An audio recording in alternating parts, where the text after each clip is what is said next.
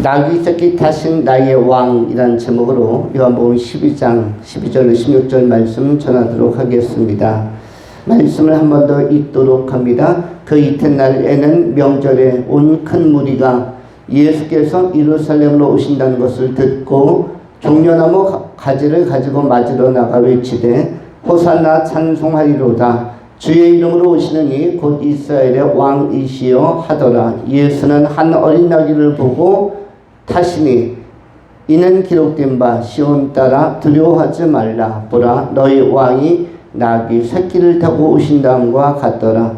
제자들은 처음에 이 일을 깨닫지 못하였다가 예수께서 영광을 얻으신 후에야 이것이 예수께 대하여 기록된 것임과 사람들이 예수께 이같이 한 것임이 생각났더라. 아멘.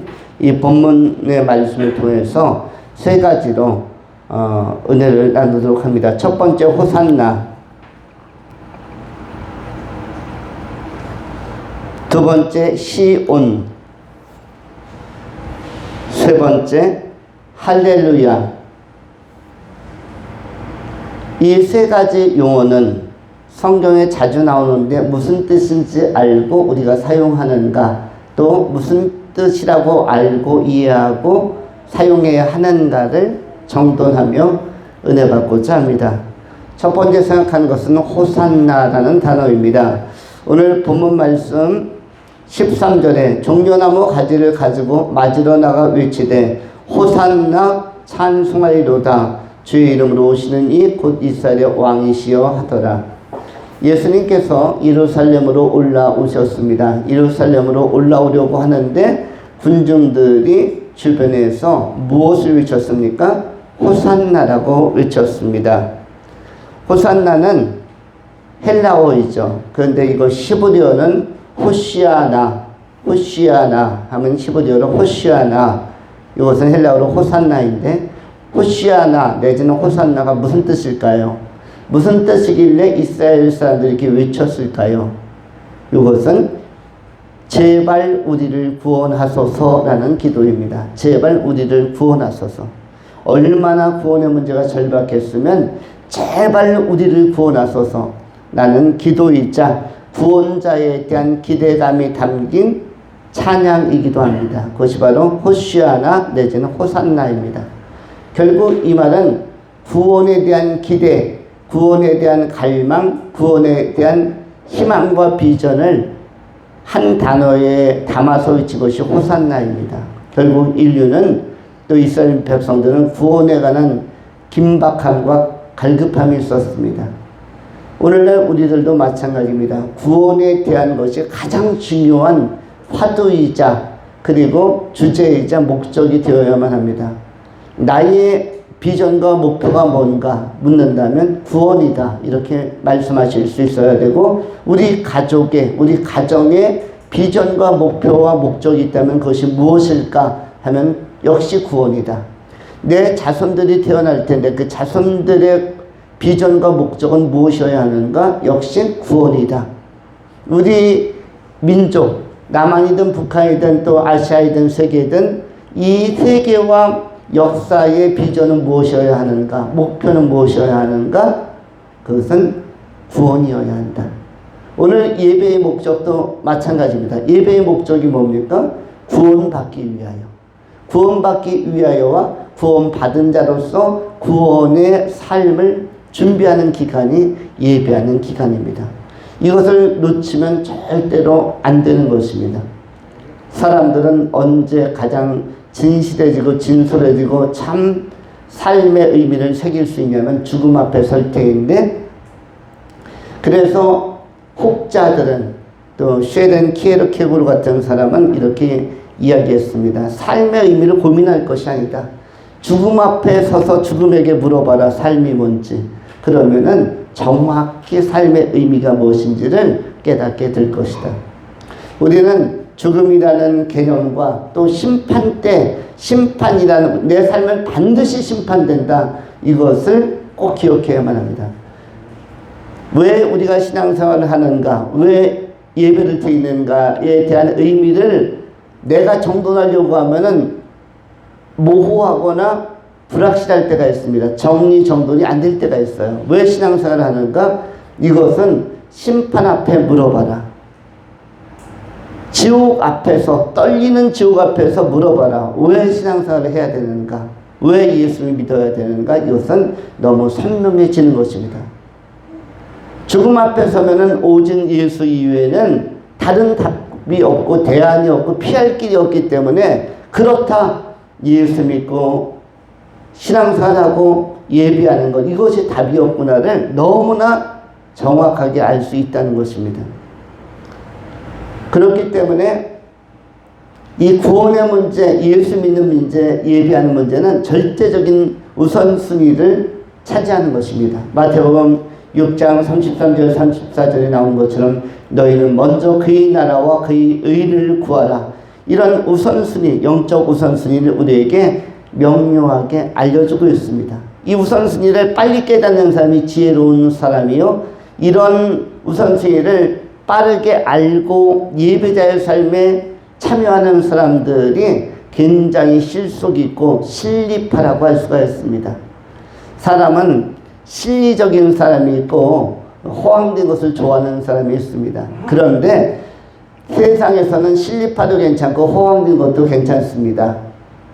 세상에서는 여러 가지 삶의 모습을 통해서 삶을 살아가기도 합니다. 자기를 과시할 수도 있고 과장할 수도 있고 좀 우쭐할 수도 있고, 이런 것들은 우리 인간이니까 해볼 수 있는 것입니다. 심리적 불안이나 공허함을 채워나가기 위해서 이런 방식을 택할 수도 있습니다. 그러나 세상에서는 실리적이어도 좋고 호황되어도 좋지만 이 세상을 마무리하고 죽음 너머로 들어갈 때는 완전히 실리파들만이, 그들만이 다음 세상을 제대로 살 수가 있는 것입니다. 실리적인 사람들은 누구냐면 다음을 준비하는 사람. 여러분, 실속파들은 항상 다음을 준비합니다. 다음을 준비하고 내일을 준비하는 사람이 실리파요, 실속파이죠. 안데르센의 동화에 나오는 유명한 이야기 있죠. 뭐가 있습니까? 또는 이솝 이야기에 나오는 재미난 이야기, 배짱이와 개미의 우화가 있습니다. 배짱이와 개미. 배짱이는 여름 내내 띵까띵까 놀았다고 하죠. 노래 부르고 기타 치고 유흥을 즐기고. 그런데 개미는 뭘 했대요? 열심히 돌아다니면서 알곡을 저장했다고 합니다. 근데 추운 겨울철이 오니까 개미는 따뜻하게 겨울을 보낼 수 있었는데 배짱이는 그 날이 추워지니까, 낙엽 다 떨어지니까 갉아먹을 낙엽도 없고 추위에서 오두들 떨면서 개미를 찾아가서 구걸을 했다는 이야기가 나오죠. 누구나 다 아는 이야기입니다. 여기서 개미는 현명한 자, 현자, 지혜자의 상징으로 표상되고 제시된 것입니다. 그럼 개미가 배짱이보다 잘한 건 뭐다? 미래를, 다음을 준비했다는 것이죠. 정말 실속파는 다음을 준비하는 것입니다. 그래서 실제로도 개미는 요즘 이렇게 마당이나 이렇게 흙에 가보면 엄청 열심히 돌아다닙니다. 개미치고 한 자리에 앉아서 쉬거나 이렇게 느슨하게 시간을 보내는 개미 없습니다. 뭘 하든지 정말 분주하게 열심히 돌아다닙니다. 그래서 개미라는 소설도 나왔고 개미라는 영화도 나왔습니다.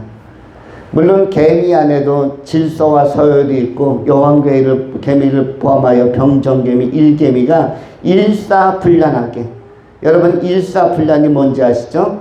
일사불란이라는 것은 끊어지지 않고 쉬지 않고 역동적으로 활동적으로 움직이는 것을 일사불란이라고 합니다. 하나의 목표가 주어지면 그것을 향해서 전체가 집중하면서 통일성을 가지고 일하는 것, 이 일사불란인데 개미야말로 일사불란의 공동체라고 할 수가 있습니다. 사회생활은 조금 곁으로 끼어서 놀고 먹을 수도 있고 이런데 개미 공동체는 그렇지가 않고요. 질서 안에서 자기 특성대로 굉장히 맡은 소임과 소명을 잘합니다. 개미는 실속파의 대표이죠. 그래서 개미형 인간, 또 거미형 인간, 또 꿀벌형 인간, 이렇게 세 가지로 인간을 분석하기도 하는데, 그 중에서 어쨌든 개미는 다음을 준비하는 유력한 그 생물로 그렇게 평가됩니다. 그런데 개미는 실리파를 대표한다고 할 수가 있는데, 우리 인간도 뭐뭐 해야 된다? 인간은 삶의 과정에서는 실리적이어도 좋고 허황되어도 좋다. 취향에 따라서 실리파일 수도 있고 아껴 쓰고 절약하고 이런 것도 괜찮다. 그리고 또는 막 팡팡 써도 괜찮고, 없을 때는 허리 팍 졸라 매고 안 먹고 안 쓴다 해도 좋고 다 괜찮습니다. 삶의 과정에서는 어떤 방식을 택해도 괜찮으나, 그러나 다음 세상, 미래를 준비하는 사람이 정말 승자입니다. 미래는 하나님의 나라인데, 하나님의 나라를 준비하는 사람이야말로 정말 실속 있고 실리형 인간인데, 영적 실속파는 되어야 한다. 세상적인 실속파는 되든 안 되든 괜찮다. 왜 되든 안 되든 괜찮습니까? 있는 거 버는 대로 다 써도 됩니다. 이유는 뭐죠? 이유는 뭐예요? 이 세상은 어차피 청직입니다.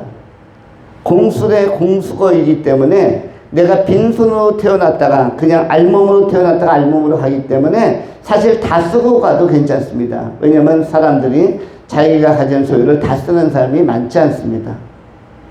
나중에 몸이 갑자기 나빠지면은 자기가 가진 것 중에서 모아놓았던 것 어디 있는지도 모르게 그 손대지도 못하고 내가 의식을 잃어가면서 그냥 딱 놓고 가는 경우가 굉장히 많습니다.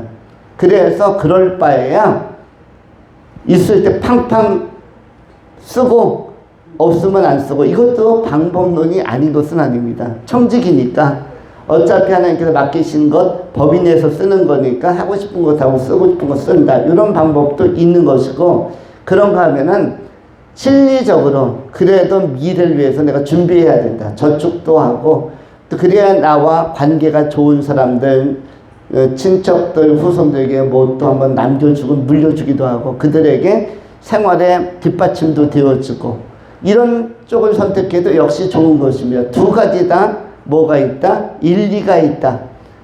다 공감할 수 있다입니다. 그것은 상대적인 진리이기 때문에 이것이 옳다 저것이 옳다가 아닙니다. 물론 그것은 중도형이 좋죠. 적절하게 쓰고 적절하게 모아놓고 이것도 괜찮습니다. 그런데 영적인 세계, 영적인 진리는 반드시 100%를 갖춰야 되는데, 다음에 하나님의 나라를 반드시 들어갈 수 있도록, 천국을 들어갈 수 있도록 신앙적인 준비를 해야 되는데, 이것이 실리파들이 오늘 해야 될 결단의 문제이고 선택의 문제입니다. 영적으로는 실리적이어야 하는데, 여러분 요즘에 사람들은 뭔가 투자를 하려고 합니다. 은행에 저금을 하는 사람도 있고, 또는 주식을 사는 사람도 있고, 가능성 있고 유망한 주식을 사는 사람도 있고, 어떤 사람은 코인에 손을 대는 사람도 있고, 또 토지에 투자하는 사람도 있고, 건물에 투자하는 사람들도 있고, 다양합니다. 그런데 이 사람들의 공통점이 뭐죠? 이 사람들의 공통점은 이익을 남기려고 하는 거죠. 이윤을 창출하려고 하는 것입니다. 공통점이. 은행이 좋든 뭐 제2금융권이 좋든 주식이 좋든 아니면 코인이 좋든 토지가 좋든 건물이 좋든 이윤만 남는다면 이윤이 남는 곳에 투자하겠다는 것이 일반적인 사람들의 선택입니다. 또 어떤 사람들은 아니다, 금에 투자하겠다. 금의 가치는 계속적으로 올라가는데, 금은 창조 이래로 지금까지 금값은 떨어져 본 일이 없는 상승하는 광물질이 뭐다? 금입니다. 그래서 여러분, 금이라는 것은 언제든지 현금으로 바꿔서 쓸 수 있는 것이 금이에요. 전쟁이 터지든 지진이 일어나든 환란이 오든 금은 언제나 현금가로 똑같이 현물하고 현금하고 맞바꿀 수가 있는 것이고, 그리고 뭣도 안 붙는다? 거기에는 세금도 안 붙는 특성이 있죠. 그래서 금을 보유하는 것도 나쁜 일이 아니죠. 그래서 정말로 그 실리를 추구하는 사람들은 돈이 있을 때 은행 같은 데 안 맡기고 어디로 가죠? 금은방에 가서 그 금으로 된 골드바를 사죠. 골드바는 절대로 떨어지지 않는다. 금은 다이아몬드나 다른 뭐 수정이나 루비나 이런 것들은 얼마든지 그 가치가 하락할 수도 있습니다. 또 불에 타고 그러면은 다이아몬드 같은 것은 탄수로 되어 있으니까 쓸모가 없어요. 그야말로 그 이론의 가치도 없는 것이 다이아몬드 같은 것입니다. 그런데 금은 불에 타도 더 정화될 뿐이에요. 똑같습니다. 성체가 바뀌고 울퉁불퉁 하더라 이렇게 되어도 그래도 똑같이 금값은 보존이 되고 시간이 지나면 올라갑니다. 그래서 금에 투자하는 분도 있어요. 그래서 골드바 선물 중에 최고의 선물은 뭡니까? 이번 설날에도 혹시 세뱃돈이나 용돈을 줄 일이 있으면 뭐로 하나 딱 주면 좋아요? 골드바. 골드바 하나 딱 주면은 그걸로 대만족입니다. 골드바 하나가 잘은 모릅니다만 최저 한 200만 원 이상에서 1000만 원까지 하는 걸로 알고 있고 거의 500만 원 이상 1000만 원 하는 걸로 알고 있는데 세뱃돈 기왕 주려면 뭐 하나 주는 게 좋아요? 골드바를 하나 딱 주면은 이게 대대손손 그에게 큰 유익을 줍니다. 이미 보유하고 있는 분도 있을 것 같아요. 옛날에는 뭐 금송아지나 복스러운 그 돼지, 금돼지나 이런 걸로 했는데 요즘은 그런 시대가 아니라 뭘까지 나온다? 골드바가 나온다. 물론 이런 것도 전부 다 실리적인 것이죠. 그런데 하나님의 나라는 어떤 나라냐면 도로 자체가 다 정금, 순금으로 되어 있는 나라입니다. 거기에는 금은보화가 가득한 곳이요. 그리고 여러분의 집과 저택도 있는 곳입니다. 저택은 그 사람의 상급에 따라서 차이가 날 수도 있어요.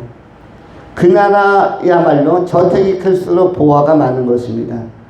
그래서 이것은 믿음과 상급과 정비례하기 때문에 하나님의 나라에서 진짜 부자가 참 부자요, 실리적인 부자입니다. 이 땅에 있는 것은 아무리 좋은 것도 다 놓고 가는 것입니다.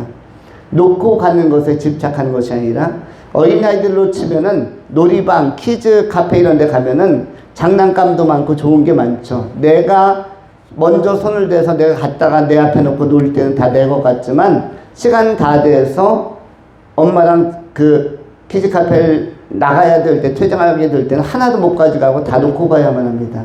인생도 마찬가지입니다. 인생도 시간이 되면 다 놓고 가는 것입니다. 마치 누구처럼 어린아이들이 밖에서 뛰어놀다가 뭐 옛날에는 딱지치기, 핀치기, 핀 따먹기, 머리핀 따먹기 이런 것도 하고요.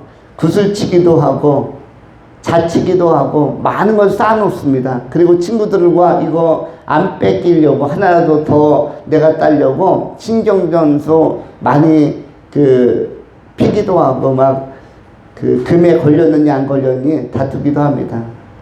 그런데 엄마가 밥 먹으라 하면은 이런 것들 다 놓고 그냥 밥 먹으러 가는 것처럼 인생은 하나님이 부르시면 밥 먹으러 가는 아이처럼 하나님이 부르시고 그냥 그 다음 나라로 들어가는 것입니다. 부르시면 바로 다 놓고 가는 것이에요.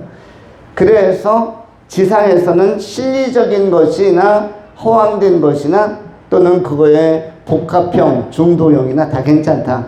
그런데 하나님의 나라는 반드시 준비되어서 가야 된다. 가장 잘 준비를 해야 되는 것은 대학 수능도 아니요. 또 어떤 이 세상에서의 어떤 재산의 축적도 아니요. 신앙이다. 이거 기억하셔서. 그리고 제일 많이 남는 겁니다. 이윤으로 치면은 천국에서 받는 것이 제일 보상이 큰 거예요. 우리는 이제 2배로 이윤만 남겨도 대박이라고 하고 금 같은 경우는 뭐 5배, 10배까지 남길 수 있는 건데 시간이 지나면 그런데 그것과 비교도 안 되는 1000배, 10,000배, 10,000,000배, 1,000,000배, 억배, 조배 더 많은 대가로 보상으로 돌아오는 것이 하나님의 나라이기 때문에 정말 똑똑한 사람들은 뭐에 투자한다? 신앙에 투자하는 것입니다. 상급에 투자하고 신앙에 투자하는 것입니다. 운동을 하는 사람들, 육상이든 올림픽 종목에 출전하는 사람들이 그냥 올림픽 출전에 의미를 두는 사람도 있는가 하면 금은동을 노리는 사람들이 있어요. 대한민국에서도 어떤 사람이 쇼자냐면 또 실속파냐면 기왕 그 분야에 뛰어들었으면 금은동을 향해서 상 받기를 애쓰는 사람들이 실속파입니다. 왜냐하면 올림픽이나 세계대회에서 금메달, 은메달, 동메달을 따면은 뭘 주죠? 연금을 주죠. 평생 세상 자신의 삶의 마지막까지 먹고 살 수 있는 연금을 줍니다. 그래서 기왕 그 분야의 선수로 출전했으면 메달 받기, 상 받기를 위해서 최선을 다하는 것이에요. 신앙도 마찬가지인데 신앙은 상 주는 분이 있는 경주입니다. 방향성 있는 경주, 향방 없는 경주가 아니라 대충 믿는 게 아니라 천국이라는 구체적인 목표를 향해서 방향성을 잡고 뛰는 상급이 있는 경주다. 히브리서 12장에 나오는 것처럼 하나님께 나가는 자는 반드시 그가 계신 것과 자기를 찾는 이들에게 상 주시는 이심을 믿어야 할지니라. 믿음이 없이는 기쁘시게 못하나니 하나님께로 나가는 자는 반드시 그가 계신 것과 자기를 찾는 자들에게 무엇 주시는 이심을 믿어야 한다라고 말씀합니까? 상 주시는 분이심을 믿어야 한다. 이것이 히브리서 11장 6절에 나오는 말씀입니다. 믿음이 없이는 하나님을 기쁘시게 하지 못하나니 하나님께 나아가는 자는 반드시 그가 계신 것과 또한 그가 자기를 찾는 자들에게 상 주시는 이심을 믿어야 할지니라. 이 상이라는 것을 꼭 기억하시고 여러분의 지금 신앙생활 다 상 받기 위한 여러분들의 지금 건전하고 건강하고 보람 있는 투자라는 사실을 기억해야 할 것입니다. 이것이 실속파들이 반드시 가져야 하고 저는 우리 삶의 교회 성도님들이 다 실속파가 되기를 바랍니다. 어떤 실속파? 영적인 실속파. 삶의 방식은 그냥 허황되어도 인정을 해드리겠습니다. 중도형도 인정해드릴 수 있습니다. 그런데 신앙만큼은 실속파여야 한다. 신앙은 허황되면 안 되고 그래서 유명한 책이 있죠. 유명한 시의 제목도 있죠. 껍데기는 가라. 껍데기는 가라라는 그 시집이 있습니다. 껍데기는 가라. 제가 한 25년 전, 30년 전에 신학대학원 다닐 때 서점에서 산 책 중에 이런 책도 있었어요. 껍데기 목회자는 가라. 너무 찔려가지고 제가 이 책을 샀습니다. 껍데기 목회자는 가라. 그러면서 제가 생각한 것이 껍데기 목회자는 되지 말아야겠다. 너무 신선하면서도 충격적이고 또 마음에 새겨야 될 책의 제목이었습니다. 껍데기 목회자는 가라. 그런데 껍데기는 가라라는 시에서부터 이 제목을 갖다 쓴 것 같아요. 마찬가지로 하나 더 얘기하는 껍데기 신자도 똑같이 적용이 되는 것이죠. 껍데기 성도는 안 되는 것이다. 실속이 있어야 되고 내시 있어야 돼. 진짜 믿음을 가져야 된다. 그래서 천국에 꼭 들어가야 된다.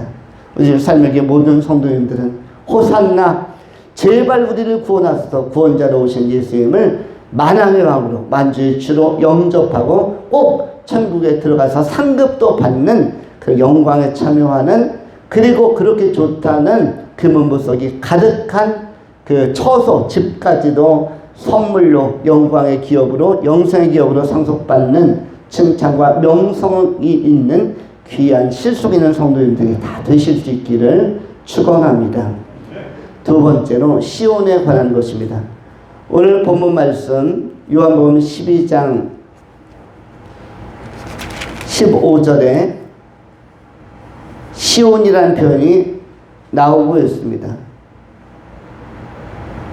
14절 15절 다음과 같습니다. 예수는 한 어린 나귀를 보고 타시니 이는 기록된 바 시온 따라 두려워하지 말라. 보라 너희 왕이 나귀 새끼를 타고 오신 다음과 같더라. 이것은 스가랴서 9장에서 예언되어진 말씀입니다. 스가랴서 9장에 예언된 말씀을 오늘 본문에 다시 소개하고 있는 것인데, 이것이 메시아 그리스도 구원자 예수에 대하여 예언된 것이 구약성경 스가랴서 9장에도 기록되어져 있습니다. 예수는 한 어린 아기를 보고 타시니 이는 시온 기록된 바 시온 따라 두려워하지 말라 보라 너희 왕이 나귀 새끼를 타고 오신다음과 같더라. 시온이라는 것은 히브리어로는 치온이라고 발음합니다. 헬라어로는 시온, 그리고 히브리어로는 치온, 치아할 때, 이빨 치아할 때 치온하면은 이것이 히브리어로 시온인데 의미는 햇빛이란 뜻입니다. 요즘도 봄볕이 굉장히 좋죠. 이제 2월로 접어들면서 한낮에는 햇볕이 굉장히 좋은데, 이렇게 햇살이 비치는 곳, 태양의 찬란한 과체, 그 당시에 해야면은 우주의 중심 내지는 우리의 삶에 있어서 가장 영광스러운 영역을 바로 이 시온으로 소개한 것입니다. 이 시온의 위치, 햇빛이 비치는 곳, 양지 바른 곳, 하나님의 영광이 나타나는 곳은 예루살렘이고, 또 예루살렘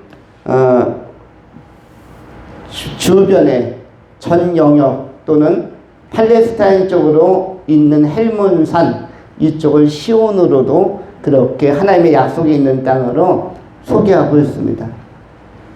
내 영혼에 햇빛이 비치는 것처럼 우울했던, 그리고 혼돈스러웠던 내 삶에 주님의 밝은 기운이, 주님의 생명의 기운이 들어올 때, 스며들 때 우리의 영혼도 밝아지는 것입니다. 음습하기보다는, 축축하기보다는 맑고 깨끗해서, 여러분 여름철 같은 때는 제습기를 쓰면 굉장히 쾌적하고, 특별히 화장실 이런 데는 제습기를 가동하면은 더 좋습니다. 그리고 양지 바른 곳, 햇볕을 받으면서 걸으면 건강에도 굉장히 좋다고 합니다. 사람들이 여름에 해수욕장이나 강변이나 이런 데 가는 걸 좋아합니다. 해수욕장 가면은 그 어디보다도 햇볕을 많이 받을 수 있는, 이런 햇볕과 대면할 수 있고 햇볕에 노출되는 기간이죠. 그래서 바닷가나 강가나 이런 데 가면 사람들이 다 좋아합니다. 물이 안 들어가도 기분이 좋습니다. 햇볕을 받으면서 시원하게 수면을 가득 채운 물을 볼 때 사람들은 굉장히 그 컨디션이 좋아지는 것입니다. 너무 어두운 방에 오랫동안 밖에 안 나오고 있으면 사람이 어떻게 됩니까? 의기소침해지거나 마음도 또 어두워지기도 합니다. 그래서 산책을 하든 아니면 산보를 하든 아니면 트레킹을 하든 밖에 자주 나가는 것도 괜찮다. 또 걷는 것은 더 도움이 되고 유익하다고 합니다. 근데 햇빛이 바로 시온이라는 뜻이에요. 우리 인생에도 우리 하나님을 만나는 날, 인격적으로 정통으로 만나는 날이 바로 내 영혼의 음지에서 양지로 바뀌는 순간이요, 내 인생의 미래에도 햇빛이 드는 터닝 포인트, 전환점의 시간이라고 할 수가 있습니다. 예수를, 빛의 근원이 되신 예수 그리스도, 참빛 되신 예수를 제대로 영접하면 내 인생은 그 빛 가운데서 거하게 되는 것입니다. 빛 가운데 거하는 사람은 어둠에 잠기지 않고 어둠에 사로잡히지 않는 것입니다. 우리가 이제는 어둠에서 일어나 빛 가운데 거해야만 합니다. 그래서 이사야 선지자를 통해서 또 말씀합니다. 일어나라, 무엇을 바라라? 빛을 바라라. 일어나라, 빛을 바라라. 이는 내 빛이 이르렀고 여호와의 영광이 내 위에 임하였음이니라. 우리는 이 빛 가운데 거하는, 참빛 대신 예수 안에 거하는 영성을 키워가야만 합니다. 요한복음 1장에서도 참빛을 예수님에 관하여 참빛이라고 묘사하기도 합니다. 참빛, 그 생명의 빛이 어둠 가운데 빛이 돼 어둠이 깨닫지 못하더라. 이렇게 요한복음 1장에 기록하고 있는 것입니다. 요한복음 1장을 잠시 읽어드리면 다음과 같습니다. 1장 5절에 빛이 어둠에 빛이 돼 어둠이 깨닫지 못하더라. 하나님께로부터 보내심을 받은 자가 있으니 그의 이름은 요한이라. 그가 증언하러 왔으니 곧 빛에 대하여 증언하고 모든 사람이 자기로 말미암아 믿게 하려 함이라. 그는 이 빛이 아니요 이 빛에 대하여 증거하러 온 자라. 9절 참 빛 곧 세상에 와서 사람에게 비치는 빛이 있었나니 그가 세상에 계셨으며 세상 그로 말미암아 지은 바 되었으되 세상 그를 알지 못하였고 자기 땅에 오매 자기 백성이 영접하지 아니하였으나 영접하는 자 곧 그 이름을 믿는 자들에게는 하나님의 자녀가 되는 권세를 주셨으니 이는 혈통으로나 육정으로나 사람의 뜻으로 나지 아니하고 오직 하나님께로부터 난 자들이니라. 말씀이 육신이 되어 우리 가운데 거하심에 우리가 그의 영광을 보니 아버지의 독생자의 영광이요 은혜와 진리가 충만하더라. 이 말씀의 9절에 참빛 곧 세상에 와서 각 사람에게 비치는 빛이 있었나니라고 기록하고 있습니다. 예수님은 참빛입니다. 예수를 영접할 때 우리 안에 참빛이 임하는 것이고 우리는 빛의 사람으로 어둠, 슬픔이나 분노나 또 여러 가지 우울함이나 이것을 극복하는 그것은 어둠이라면 참빛은 희망이요 비전이요 그리고 활력이요 생기 생명이라고 할 수가 있습니다. 참빛 대신 이 시온의 영광이 여러분의 삶에도 나타나고 하나님의 나라에 가면은 특이한 것이 있습니다. 하나님의 나라는 뭐가 없다? 해와 달이 없는 곳입니다. 여러분 지상나라와 하나님의 나라는 환경적 요소에서 뭐가 차이가 납니까? 제일 큰 차이는 선크림을 안 발라도 된다. 여러분 천국에 태양이 있다고 생각하시는 분이 있습니까? 천국에 가면 큰 태양이 있을 것이다. 여러분을 비춰줄 것이다. 천국에서 태양은 얼마나 가깝겠습니까? 그러니까 여러분의 얼굴이 거의 타듯이 막 강렬한 빛이 일반적으로 비춰줄 수도 있겠죠. 그럼 선크림을 많이 발라야 될까요? 적게 발라야 될까요? 만일 태양이 천국에 있다면 많이 발라야겠죠, 선크림. 그런데 그 나라는 태양이 없습니다. 태양이 없어요. 그리고 역시 달도 없고 별도 없습니다. 우주 영역 그것을 넘어서는 하나님의 나라이기 때문에 이 나라는 하나님의 영광의 빛 때문에 그냥 그 자체가 밝습니다. 어둠이 없는 곳이기 때문에. 그래서 선크림을 안 발라도 되는, 선크림 값 아낄 수 있는 곳이 어디다? 하나님의 나라다. 그래서 그 나라는 뭐다? 꼭 가야 된다. 반면에 지옥은 어두운 곳입니다. 어두운 곳이에요. 사물을 식별하기도 어려울 만큼 어두운 곳, 공포가 있는 곳이 지옥이니까 여러분은 천국형 인간, 시온형 인간, 빛의 인간, 참빛, 햇빛, 영광의 빛이 있는 그 하나님의 나라로 예수 믿고 반드시 들어가야만 합니다. 예수 믿고 죄사함 받고 참빛이 비치는 영광의 나라, 하나님의 나라로 들어가는 신실한 귀한 성도님들, 지혜롭고 실속 있는 성도님들이 다 되실 수 있기를 축원합니다. 마지막으로 할렐루야. 호산나와 더불어서 성경에서 굉장히 많이 나오는 용어가 또 있다면 그것은 할렐루야라는 표현일 것입니다. 우리는 이 할렐루야에 대해서 생각을 해볼 필요가 있는데, 왜냐하면 신약 성경에서 호산나가 나온다면 구약 성경에는 뭐가 나오죠? 할렐루야가 대표적으로 나옵니다. 할렐루야가 몇 곳에 나오긴 하지만 집중적으로 나오는 것은 시편입니다. 시편에 145편부터 150편까지는 다 할렐루야로 되어 있어요. 그래서 이 시편을 무슨 시편이라고 하냐면 할렐루야 시편이라고 합니다. 우리 하나님께서 우리를 살리시고 우리를 창조하시고 그리고 어떻게 보면 굉장히 고집이 센 황소 고집보다 더 강한 고집을 가진 또 편견과 선입견을 가진 인간을 길들이는 일은 야생마를 길들이는 것보다 어렵습니다. 여러분 사람 속도 그렇다고 하죠. 10길 물속보다 한 길 무슨 속을 들여다보는 게 어렵다고 하죠?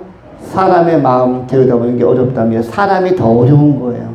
사람은 굉장히 복합적인 존재이고 심성적으로도 굉장히 아주 혼란스러운 내면 세계를 가지고 있기 때문에 사람을 길들이는 것은 어렵습니다.